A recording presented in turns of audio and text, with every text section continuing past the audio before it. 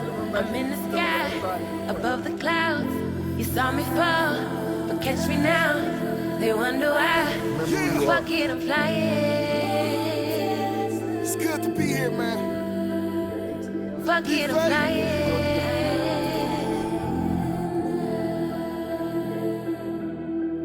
Yeah, I know your situation seems depressing. Know that in every situation there's a lesson to be learned. Let the roof burn, let the drain flow. Take a second, let these suckers know they can never hold you down. Shit, they never held you up. Mr. Manningham, come on, why you standing there? How you doing, man? What's up? Long time no see. How you been? Good, it's a great day to be alive. Okay. It's cold out here.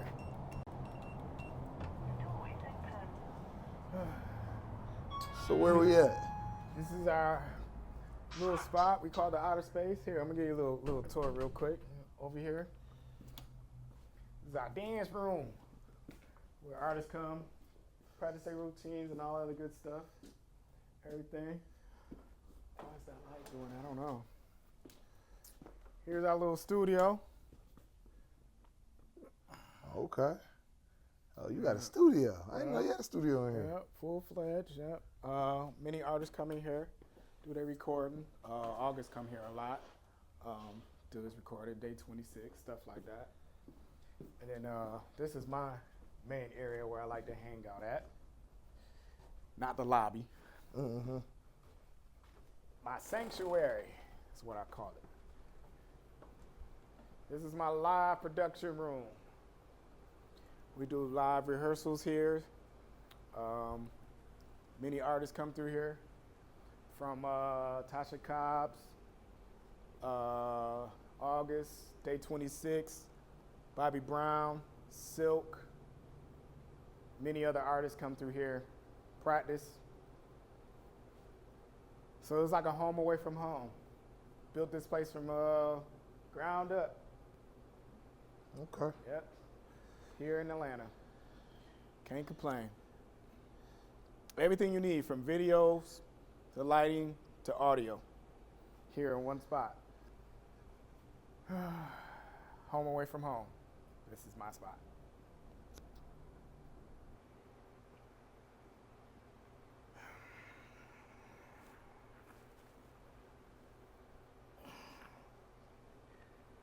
Whew. Hey, how y'all doing? I'm Major Hamilton. I'm an LD in the console world. Lighting's a thing that I do. Based in Atlanta, Georgia, and I'm here at one of my spots where we do live rehearsals for several artists here. Private location. So, Cleveland, Ohio. Tech House. Why you say it? Why you gotta say?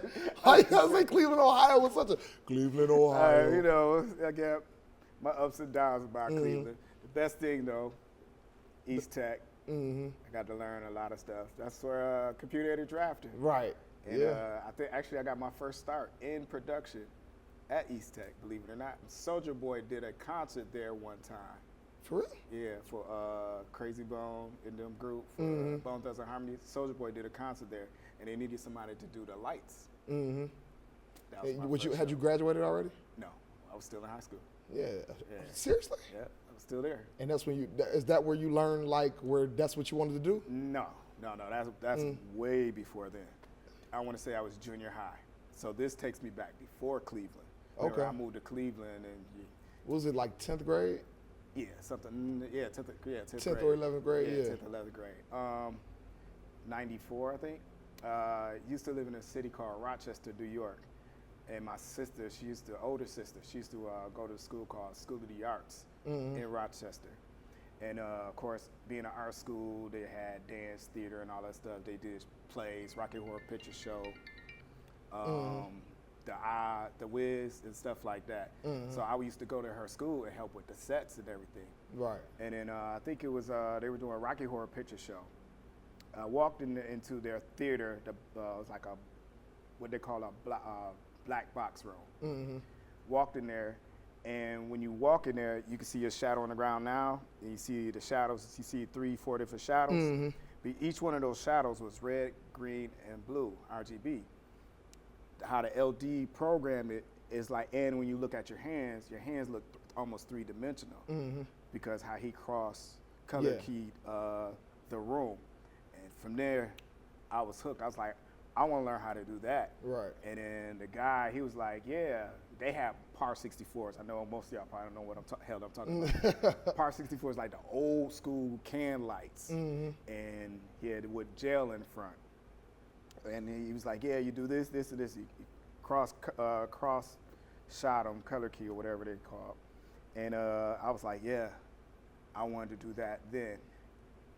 Sad part, I applied to go to the School of the Arts. Didn't get in. They sent me to Wilson Magnet High School, which is a magnet school. And that's where I learned how to do cooking, believe it or not, international cooking. Then I got away from there, went to Franklin. That's where I started playing football and all that stuff. And mechanical drawing. Right. And then went to Cleveland. And then when you got to Cleveland, mechanical drawing kind of drew you right into Mr. AutoCAD. Yeah, AutoCAD. Yeah, we did AutoCAD together. Yeah, and that was pretty dope. You know what's crazy is how you came in 10th grade and it was like you had been there the whole I came in and everybody knew me already. It was weird. One, because my father had a game room and a laundromat in Longwood Plaza down the way. Right. So people knew me from there already. So when I entered to the school, that's like, oh, you Pop's kid. Yeah. Yeah. I'm like, oh, okay. Yes. I was like, okay. I didn't know nobody, but people knew who I was. So that was pretty dope. Yeah. My entire goal is to help people see that, you know, everybody has their own struggles. Everybody has some things that they're dealing with. But one of the most important things is that you've gotten through it. And I know there may be somebody at some point in their life, at some stage in their life that can identify with you and to see how you did it and how you arrived here despite the challenges that you had. I think that's important. It's normal to deal with anxiety or to deal with stress or to have like functional ways of dealing with the crap that you've been through and still be okay. And that there's another path to success. It's not always the 1, 2, 3 things that we see. You hobnob with the stars regularly. Yeah, a few of them. You know, Who's my favorite? My friend Maya. Yeah. How you doing, Maya? If you happen to see this, yeah, Maya. Shout out to Maya. Yeah. And I just so happened to meet Maya. I think 2013, something like that, maybe 12, through a mutual old friend. And yeah, me and her, we've been. She'll call me, or I'll hit her up. Hey, I hear you in town, and I'll just pop up at her shows and chill. Like last year, I got to chill with her for my birthday, which was pretty dope. I ain't gonna tell you what he did to me. He tagged me in the video. I had to. Asshole. But now, yeah, like this year, if you go to my website, it's on IG this year. Of course, now I work with Tamar Braxton. Yeah, she sung Happy Birthday, and she sung me her own song in the Sprinter van, which is pretty dope. But Tamar's doing good. She got new music coming out, and hopefully we'll be back out on the road, touring, doing all that again. Of course, I work alongside Stokely. Stokely is Mint Condition, the lead singer of Mint Condition, which is a pretty awesome dude to work for. I got to do lighting for SWV, Escape, Lauryn Hill. Lauryn Hill, one of the greats. Yeah, she's phenomenal. Despite her discipline and time management, but, you know, she was still an awesome artist to work for. Also, Genuine. Of course, you know, Genuine was me and my homeboys thing in high school, the 3-2 Smooth thing, right? And everything. But yeah, Genuine, H-Town. Hold on. Let's not back away from that. They used to. What did y'all used to do? We used to dance. Well, hold on. Let's clarify this. I had 3 homeboys.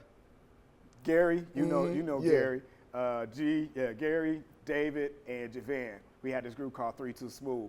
Now, I couldn't dance for nothing. I couldn't dance for anything, but I could choreograph the hell out of a routine, and that's what I did. We choreographed a routine. We hit the stage. You gotta admit, we killed it. Like education was probably second. It was, yeah, it was. I remember going to school sometime, being there like at 7 a.m. in the morning and don't leave out that mug until 11 at night.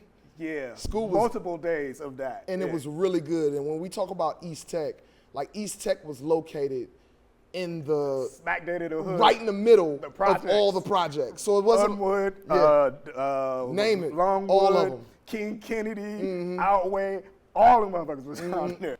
What were some of the challenges that you personally faced growing up?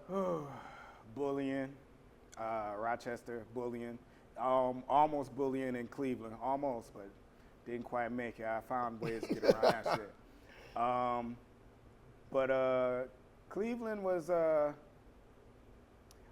my real problem, my real issue with Cleveland was, besides family issues and being in a place of belong, because you could be in a room full of people And feel alone. and still feel alone. That's how it was for me in Cleveland. Right. Which sucks. I had all my family there, but you still just not, you're in a place of belonging. If it wasn't for, me escaping out to Cedar Point and stuff like that, and then getting a call to like go jump out on the road, I don't know where my life would be.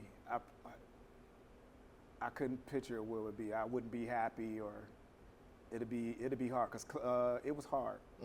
It was hard, and the woman I was dealing with at the time didn't make it easier. So, Right. Right. But yeah, Cleveland was one of your challenges Cleveland's in itself. definitely a challenge. Bullying. Is there anything else? Just the main thing with Cleveland was just feeling like a place I belong. Like, I knew all of y'all, but I didn't have a best friend. Right. I didn't have nobody I could call. What's up? I take that back. Desmond Yeah. Flannery. I could go to his house and chill with his mom and all that other stuff. And then, of course, my brother Junior, who I mostly hung with most of the time. But outside of that, it was like everybody else, even family members, was like, you family, but nah. Or, oh, I know you, Chris. But we didn't grow up together. Yeah. Right. I know you, Chris, but yeah. And it's like, okay. And then me coming from New York State, coming to Cleveland, I did things way different. And I got tagged with the name Corny Chris. Right. I wasn't even gonna bring that up. Nah, I wasn't even gonna bring it up. I know. But that was one of those things. That's a form of bullying. I was like, damn, I'm corny. That's because I was different. And a lot of older people was like, yeah, because I didn't move like y'all. Right. I got there, y'all was wearing cleats, goggles, calling sneakers tennis goggles. shoes, Right. and all this other stuff, and I wasn't used to it. So I was like, I'm different. But all my life, I've always been different anyway. So I just adapted and just like, cool. For just to make sure that the record is clear, I'm pretty sure that everybody, it may have started out as being like a little not corny, because probably started out as being a hit against you, but it eventually just Stuck. was a name. Like Stuck. it was just a name. Nobody It's really like meant. nothing I could do. It was like, we doing a whole talent show, got the stage going smoothly. Corny Chris doing his job. Damn. Right, I did good, right? Hey, I guess it's Chris. But that's one of those things, it builds character. It's like, I know a lot of kids now, they get picked on and all that other stuff, the internet bullying and all that stuff. That's the problem. They don't build up tough skin. And you got the parents like, well, you can't do that. Leave them alone, don't do it, yeah. No. I know to say bullying is not good. I guess extreme bullying is not good.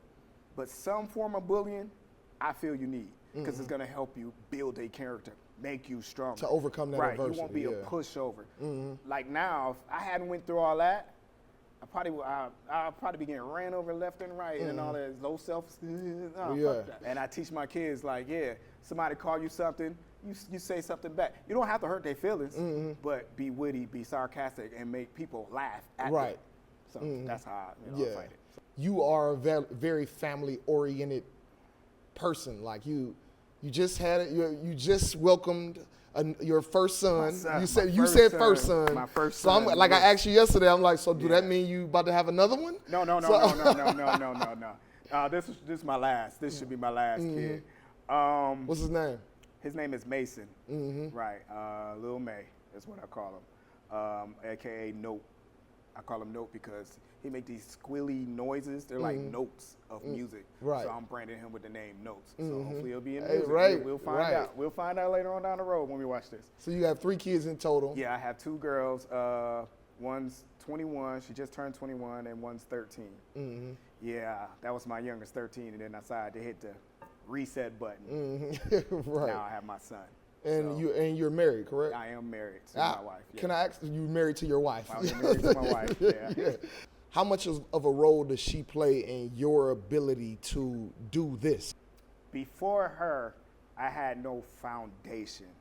I was with my first child's mom, but it was a hairy situation. It was uncertainty. You could try everything under the sun to make things work, but sometimes you just can't make people happy. You got to make your own self happy. God was like, yo, dude, you got to do something. So I hit the reset button. I left Cleveland completely. Me and G, we decided to open up a studio down there in Miami together. And I just stayed put, helped run that studio. Of course, we had my friends, Sean and Ralph. They're with us on this venture at the same time. And during that time, that's when I met my wife. And it was like, I met her through a mutual friend, which was cool. Her name was Jen. Went to one of her birthday parties, and that's where I met my wife, Nicole. And it was then, I didn't, when you know, but you don't know somebody is good for you and dope for you, it was weird because I had never seen this type of affection and love from a person towards me. That like belonging that you were searching for. Right. And like the first time it was like, because she went to Florida State, and we had been away for a while, and then she came in town, and I was at the studio. She came, and she just, as soon as she got out the car, she just ran to me and jumped on me and gave me this hug, like, ah! I was like, yo. Uncomfortable a little bit. Like, what is this? But that was her being so happy to see me. That's the first time I ever felt that feeling. So This feel is like what home. This feel like home. And since that day forward, I was like, I put all my eggs in this basket with her. And she helped me get focused, helped me get through school. If it wasn't for her, I don't know how my life would be, because she helped bring stability, structure, discipline, helped me be open, because I was a person that did not communicate for nothing. It's still a work in progress, but I communicate way more than when I first met her, because of the relationship that I was in. They say a lot of times your worst relationships teach you the most about yourself and really teach you what you want. Yeah. Because my that first relationship taught me about restraint, discipline, and hurt, pain, and all that stuff. And it actually put me into this shell where I was like, because when you express yourself, you tell somebody, but then they take it and they just beat that down to a pulp. It's like, all right, so I'm not gonna tell nobody how I feel no more. Whatever it is, it is, it is. If they don't like how it is, fuck it. That's what we're gonna do it. But yeah, so you're right. Yeah, it did prepare me to deal with her, but she had the patience she's younger than me, 10 years younger than me, but for her to have the patience and to learn how to peel back the layers of me being in this bubble that I was in, or onion, we would say. She helped me peel it back to help me blossom to, I guess, what I am today. Right. So when did things? I'm sorry, we're moving too fast. But when did things really jump off of you in the lighting game? I knew I love concerts in general, because I love music in general. I used to see all that. Right. And then, of course, going to my sister's high school and doing that. And then fast forward to how I got into it. So being in Cleveland, had no job, trying to figure things out. Went and got my CDLs for truck driving, right? Turned down every job for truck driving to make this person happy, because they felt if I go out on the road, then I'm going to be with any and everybody out on the road. Right. Not the case. I'm just trying to find ways to feed our kids that we have. But turned that all down. My father was like, old school father, look, motherfucker, you keep letting this woman run your motherfucking life, you ain't gonna have shit in your life. You ain't gonna have nothing, you ain't gonna be nothing, because you letting this woman who gonna beat you down to a pulp, and then the moment she see you that you not a man, she gonna up and leave your ass. So the next time your ass get a chance to go out and it requires you to travel, you take the job. If not, I'm gonna beat your motherfucking ass. So fast forward, I went and got a job at Tenable Security in Cleveland, which is crowd control security. Me, my brother, and my mother of my first kid. We went down there, right? Got the job, first assignment, there's a concert in town. They put me out on the main floor. My brother Junior was by backstage, and he was in the, like what now I know as the green room area where all the artists and stuff be. And then they put her, I don't know, wherever else, she was mad wherever she was at, I don't care. So the assignment I was given, I was supposed to maintain my area so nobody could be in the area and all that other stuff, but I maintained my area so well that I guess I was so professional dealing with all the people in the crowd and everything. My boss came to me and was like, hey, people like you don't belong here. Like, damn, what'd I do? Right. She's like, no, it's not a bad thing, but you are a good person. I can see it. We see how you got people talking about the person you are. I don't know, she didn't even know me. It's my first day, I don't know her. And then she was like, what do you want to do? I was like, I pointed at the stage. At the time, it was this, NSYNC was in town. NSYNC had this 3-story stage. He old as hell. Right. I'm dating myself now. NSYNC was in town, 3-story stage. They had the fly cable that went out to the front of house and everything.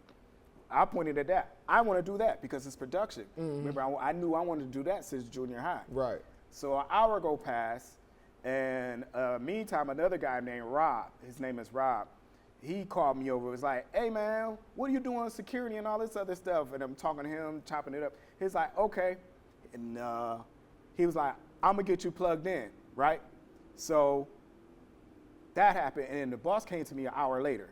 But we hadn't exchanged information, me and that guy Rob yet. She came to me, was like, here's a number, call this number, and they should put you on. Okay. I'm being from Cleveland. You know, right, people yeah, like, I don't believe that shit. Like, okay. And then the end of the day came, because the concert was there for 2 days. Rob gave me his information the second day, but the first day she gave it to me. So I called a dude named Chris Jazzick up in Detroit for a company called ESI. Hey, how you doing? I major in such and such. Yeah, I heard about you and all this other stuff, but unfortunately right now, we're all booked. So maybe for the next run, we'll give you a call, you know. But he was like, but do me a favor. Call me on Saturday. Things might change. This was Thursday. So I called him Thursday. Friday went past. Saturday came. And I called him back. He's like, hey. I said, this major. He's like, yes, I heard about you. I heard you got your CDLs. I was like, yeah. He's like, you know how to drive a fork? Yeah, knowing I didn't. You know, I finessed most of this. They're like, cool, I need somebody to come to Detroit. I'm like, okay, when? Sunday. I'm like, that's tomorrow. On Saturday, right. He's like, yeah, can you get here? I was like, yeah. He's driver's license? Yeah. I said, you can't have a driver's license without a CDL. He's like, that makes sense. So that whole day, I'm just pacing. I'm talking to my brother. I'm like, yo, should I go? My brother Junior like, man, what's wrong with you? Just go. And then I can hear his pops playing in the back of my head. You Next don't time go, your ass don't get up and whoop your ass. Right. I called my older sister. My older sister's like, yeah, you should go. This is dope. So I went to Detroit, got to Comerica Park. That's where they was building a stage at. Been working ever since. From then, Lincoln Park, Metallica, Kiss, Aerosmith, R. Kelly, Brian McKnight, of course now, Tamar Braxton, all other, the Wiggles, all that stuff. Right. So, did you have to go to school for this? Yes, I did go to school. Okay. Funny how you could be in the industry. I learned everything in this industry, from laying plywood to rigging to crane operating to fork op, truck driving, every part of this industry, hooking up lights, hooking up audio, everything, video, networking, all that stuff. But nobody wanted to teach me how to operate the board. The audio board, because that's what I mainly wanted to learn how to operate, with the audio board and lighting. Nobody wanted to teach me. And the reasons I kept getting was like, you learn all this in this short amount of time, you are a threat. I remember I was at a fashion show, somebody told me that, you're a threat. I'm like, why am I a threat? It's like, look what you know this, and this. You know all these parts. You're gonna take somebody's job. So everybody's looking at you, they teach you, you're gonna take them out of a job. Right. Then what they gonna do? Because you can do everything else already. Right. I even had my own guy that I work with currently. His name was Lonnie Ferguson. I'm putting your name on blast, yes. He told me, I was like, I wanted to learn a board. He was like, nah, I'm not gonna teach you because you're gonna take me out of a job. I'm like, damn, this is a black dude. Right. But he gave me some good advice. He like, if you want to learn this, you want to learn it correctly, do like the white boys, go to school. So I went to Full Sail University, and that's So how dope. I learned. wish I would have knew about Full Sail when I had no idea that something like that even exists. Yeah, they've been around since I think 90, like they started in the 90s. I went in 2008 and I finished 2010. But yeah, Full Sail was dope. I learned a lot more. I did show tour and production straight for this. Right. You know, I know they had the recording artists. Everybody wants to be a producer and a singer, all that stuff. Nah. Show and tour production, there's only 6 students that enter the program a month. So you got one-on-one. You knew what you was doing. Right. Yeah. So they're hands-on with equipment, all this other stuff. And once I learned that, I got out. What was the process like? It was how long? How long was it? Like, was it difficult? Was it a lot of math, or like what was? He would mention math. Math has always been my Achilles heel. You know, yeah, math. I almost dropped out because of math. Once again, math is holding me back. Right.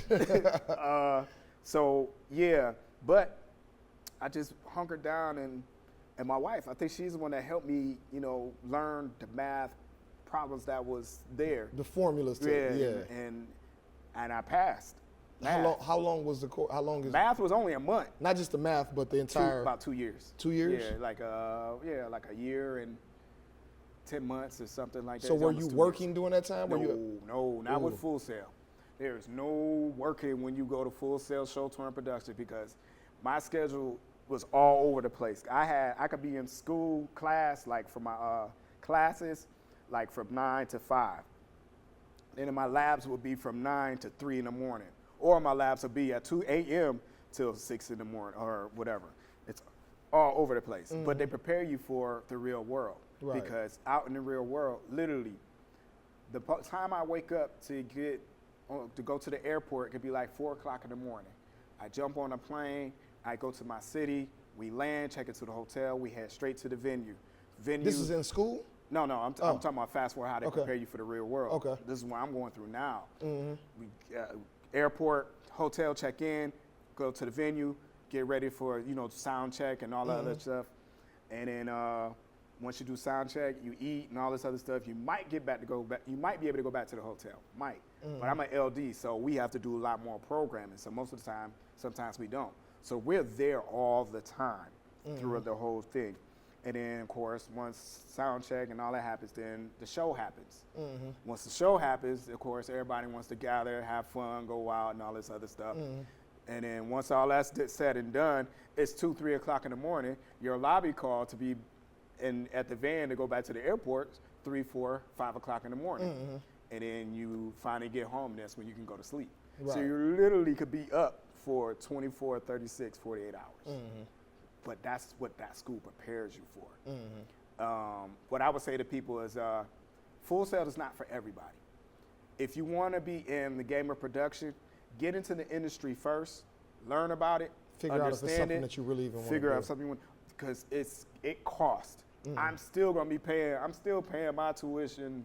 I'm thinking about 80 G's. I'm still involved with paying that. Right. So, and I know a lot of cats who went to school who did that, who spent that 80, and they're police officers, they're cooks, and all that other stuff. Right. So yeah, if there's something you want to do, get into it first, figure it out. But pretty much that's with anything except medical. That's the only field you probably can't get in, you know, and try to figure it out first. Right. But you know, everything else, try to figure it out what it is that you want to do first before you go spend that bag.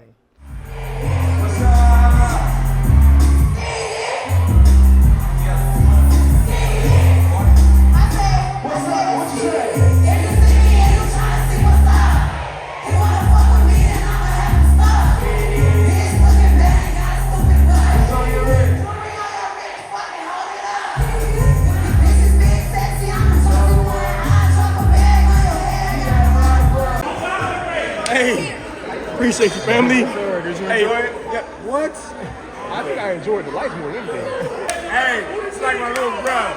I was like, you know what I'm saying? When I first moved to Miami, he was like, yay high. Yay? Yeah, high. And now I'm now yay. you know what I'm saying? Hey, but you're still the big bro. You know what I'm saying? Appreciate everything. Big little bro. What do you do? So right now I do special effects, but I've been in the production world since I was 15 years old. Okay. He knew my sister. Right. So she was a bookkeeper for a production company. I started at 15 getting paid cash under the table. Okay. I've been doing it for 15 years. All right. I'm 30, so I've been doing this half my life, literally. Right. Half my life. So this is what I know better than anything else. That's the best part. When you find your lane. Find your lane, find what you're good at, and people are willing to pay you for Right. what you do. Right. Therefore, you never work a day in your life. He did it with me. Bear with me. So your love for lighting started in freaking junior high. Junior That is high. a fucking weird obsession. Right. Junior Right. high. In junior high, But for it to come to fruition, to be able to do it, yeah, it's like your first job was in high school. my first job was in high school doing Lighting at East Tech. At East Tech, being a stage manager at East Tech, having my own group at East Tech. I think I helped you guys out. I wouldn't necessarily call it a group. Like you got, I was just messing Wow. Y'all hear this? Javan, Scrappy, damn big, and then, you know. We So, had yeah. some fun. That was dope We had as some fuck. fun. Like Yeah. growing up was actually kind of freaking Fun. cool. It was. Your path to success. You know, I sit back and I watch, and you know, of course, I hit you up every once in a while, periodically about this or that, or random stuff. Sometimes it's about some music or some question about some random ass question. Oh, checking up on Maya. Yeah, checking up on Maya, definitely. His wife come get him. Hey, how you doing? Like, bro, I don't know. She's not scared. I don't know. Right. Well, yeah. But you have had an unconventional path to get here. Yes. Cleveland, New York, Right. Cleveland, Miami. Miami, Florida, Now and now here in Atlanta. Right. What prompted that move to Atlanta? So my other jack of trade that I have, I do home improvement. For instance, this building we're in here now, the help I've had built these walls, tore everything out that was original, built these walls, painted the floor, put all this in, put all this lights up, audio, and all this other stuff. So that's my other hobby. My father taught me how to build a house pretty much from scratch. So I came up here. It's a hell of a hobby. Right. So I came up here to build a deck for my sister's friend. When I came up, I was living in Miami, and I came up here to help her out because somebody had scammed her. I should have known about Atlanta then. Right. Somebody scammed her. She gave him like $8,000 to build a deck. Right. He bought like $600 worth of material, put it up, and left. So I came and I built this nice, gorgeous deck for her.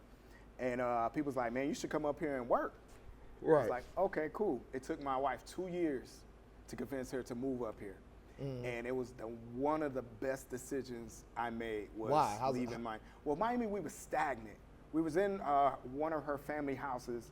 It was a house, but it was small, and we were stagnant. We couldn't grow. And I felt like I couldn't grow. And the only way you can grow, you just got to leave out the space you're in. Miami's dope. It is. It's a party city. It's not a family-oriented city. It's a vacation party city. Yeah, you can raise people there, but the cost of living is Ridiculous. I got 2 girls at the time. I had 3 girls in the house at the time. Me, my wife, you know, we needed a 3-4 bedroom house. Plus we knew we was gonna have her parents with us. So a 5-bedroom house. Right. 4 or 5 bedroom house in Miami is like 1.2 for a good house. But I can come up to Miami and spend $300,000 or $350,000 and get a 6-bedroom house with a basement Atlanta, and Georgia. an attic. That's Yeah, what Georgia- in yeah. Atlanta. Right. And then I bring my family. We've been good ever Did since. it help? Did the move help to link you with other, like more artists? Did it widen your range? Yeah, Like, actually, with this guy here, my brother, I wouldn't have met him if it wasn't for coming up here, because this guy was trying to work with me for the longest. Sean had a studio down on Johnson Road, and I came up there to revamp their studio, because at the time they had some success with August Alsina. So they wanted to revamp their studio. So I did that, came up there, and this guy was like, hey, I need to work for you. I want you to do some work for me. But I was always so busy out on the road. It took like 2 years for me to actually sit down with this cat and actually work with him. And then when we finally I came off the road for a spell, and he was like, hey, I want to do this. This was actually a church. Still is used as a church sometimes. And then this was an office space. So we ripped it all out, put it back in.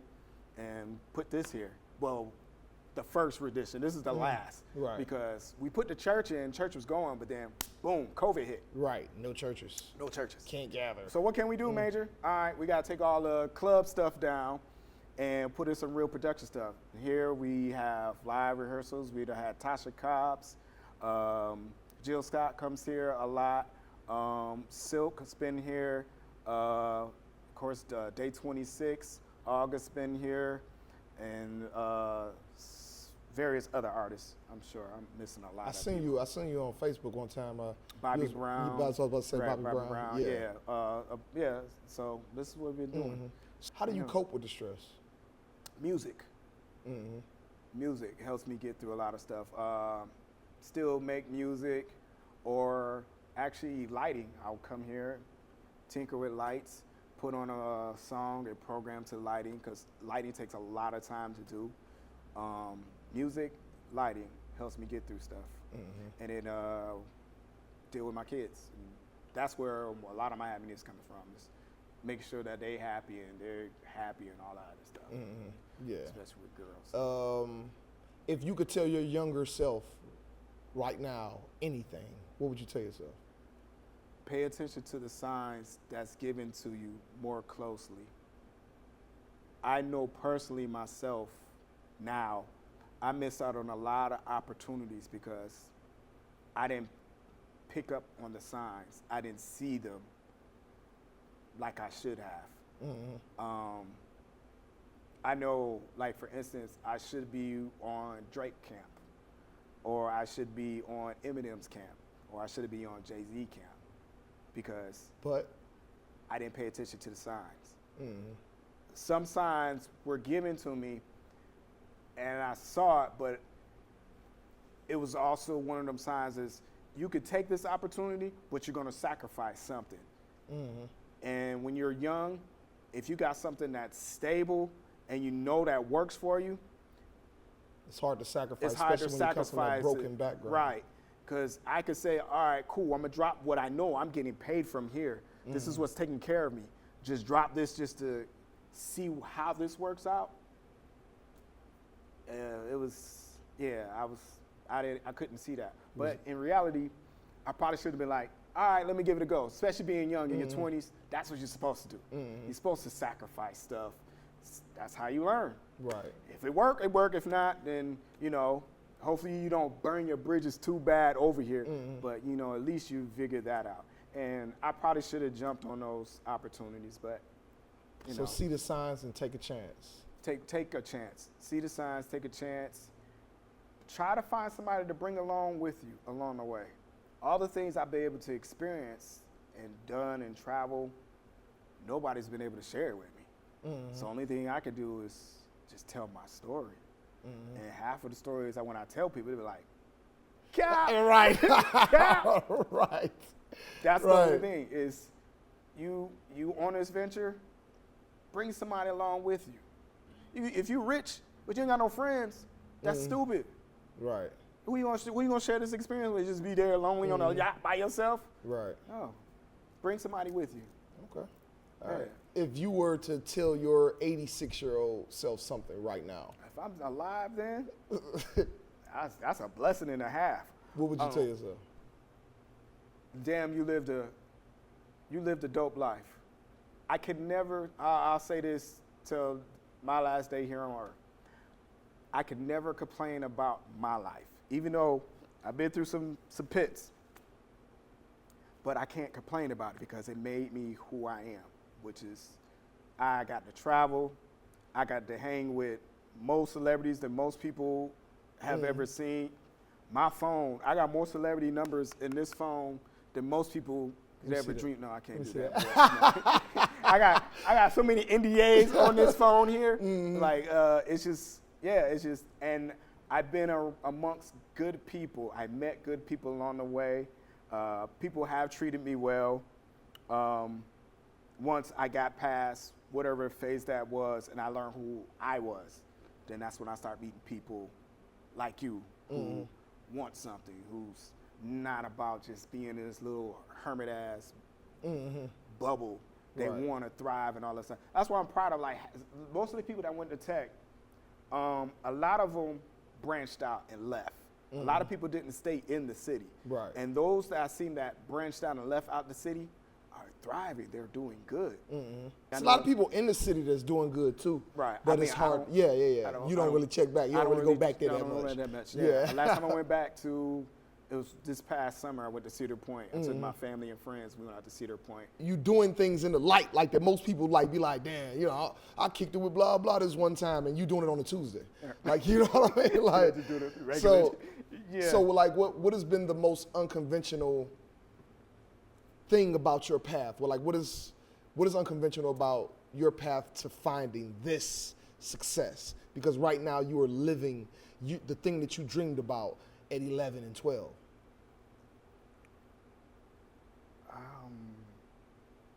I don't know.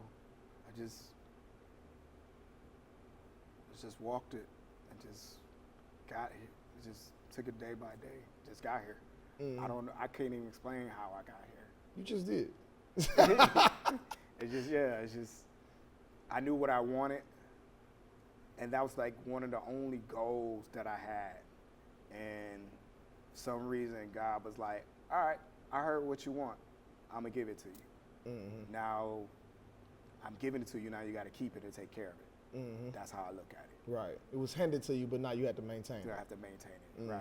And It's saying that like the law, like it didn't, not verbatim, but like kind of the laws of attraction say when you ask the universe for something, yeah. it will give it to you, but it's gonna make you work for It's it. gonna make me work for it. Everything. That's why I said I can't complain about my life, because pretty much everything that I asked for, I've been able to get. I want to travel. I started traveling. All right, I want to move down to Miami. Say to move down to Miami. All right, I want to move to Miami, but this time I want an apartment in the sky. Wind up getting that 360 view, panoramic view, dumbest apartments ever.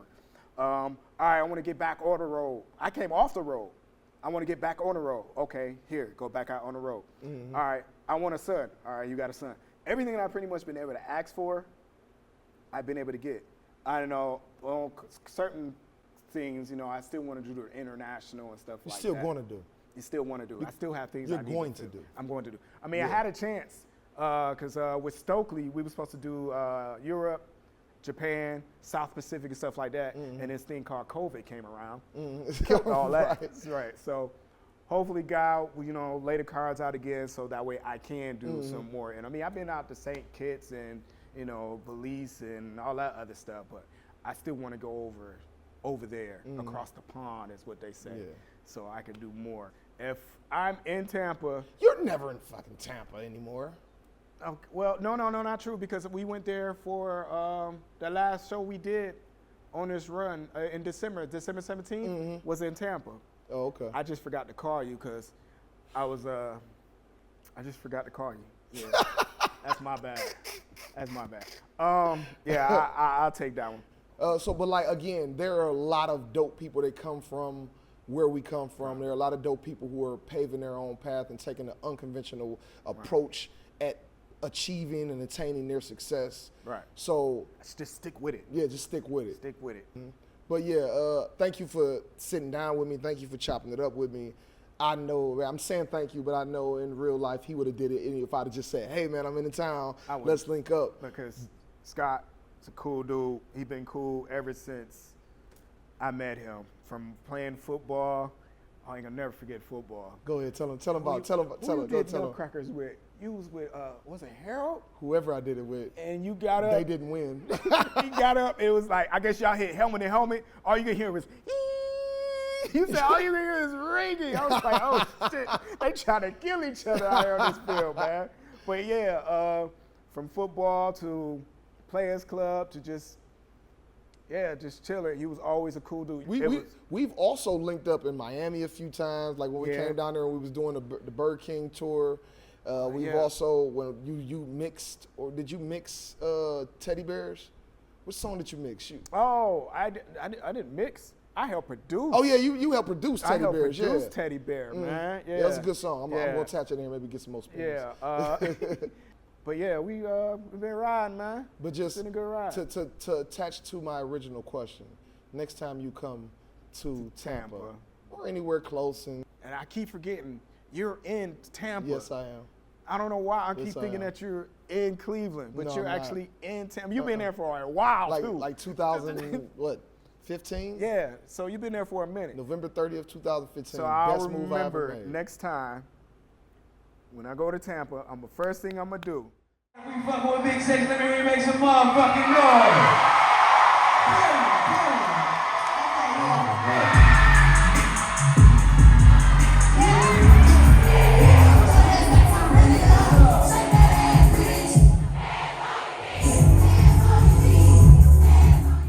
Appreciate you again. I appreciate you.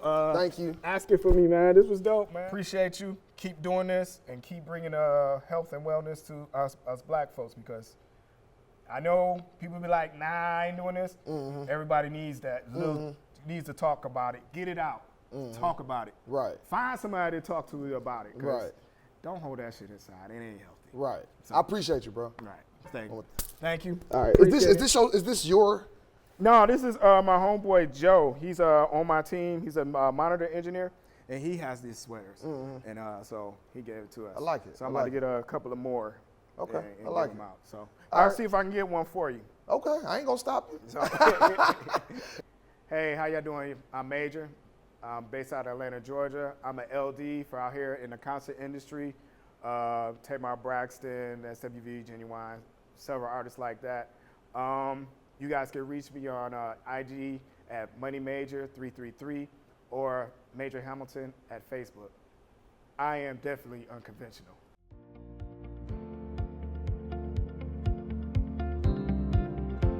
Hello, my name is Scott Manningham of Talk to Me Unconventional Therapy, and I've designed a self-guided therapy course that is just for you. The Unconventional One's self-guided therapy course takes a simplistic approach at a very difficult topic. If you've been seriously seeking help to manage your symptoms of anxiety and depression, but have been having a difficult time finding a therapist or coach that you can connect with, then this is for you.